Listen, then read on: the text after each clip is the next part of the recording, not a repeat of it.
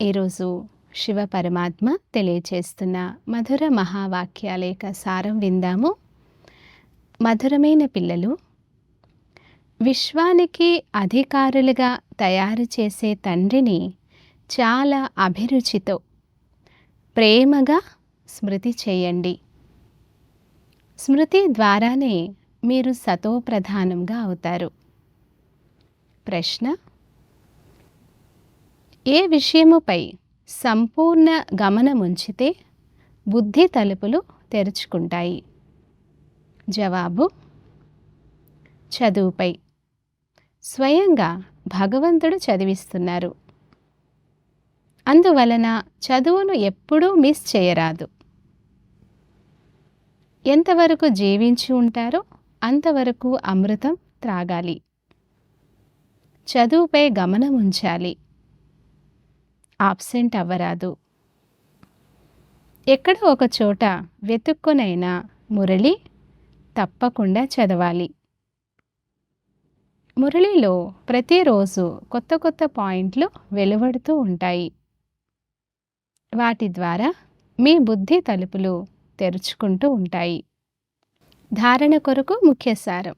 First point: జీవించి ఉన్నంతకాలం జ్ఞాన అమృతాన్ని త్రాగుతూ ఉండాలి. శిక్షణలను ధారణ చేయాలి. భగవంతుడు చదివిస్తున్నారు కనుక ఒక్కరోజు కూడా చదువును అనగా మురళిని మిస్ చేయరాదు. సెకండ్ పాయింట్: పదమాల సంపాదనను జమ చేసుకునేందుకు నిమిత్త మాత్రంగా ఇంట్లో ఉంటూ కూడా పని పాటలు చేసుకుంటూ ఒక్క తండ్రి స్మృతిలోనే ఉండాలి. వరదానము: ప్రసన్నంగా ఉండే ఆత్మిక పర్సనాలిటీ ద్వారా అందరినీ అధికారులుగా చేసే మహిమకు మరియు పూజకు యోగ్యులుగా అవ్వండి. వివరణ: ఎవరైతే అందరి నుండి సంతుష్టత సర్టిఫికెట్ను తీసుకుంటారో వారు సదా ప్రసన్నంగా ఉంటారు.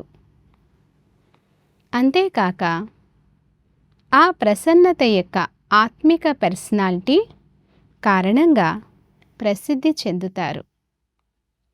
అనగా మహిమకు మరియు పూజకు యోగ్యులుగా అవుతారు.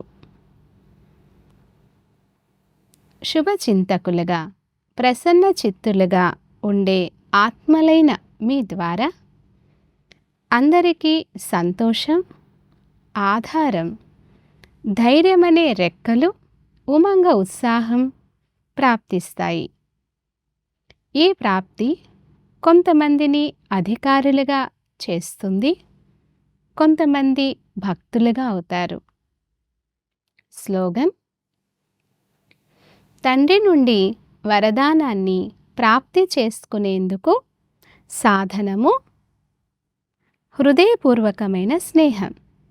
తండ్రి నుంచి వరదానాన్ని ప్రాప్తి చేసుకునేందుకు సహజ సాధనము హృదయపూర్వక స్నేహం. అచ్చా. ఓం శాంతి.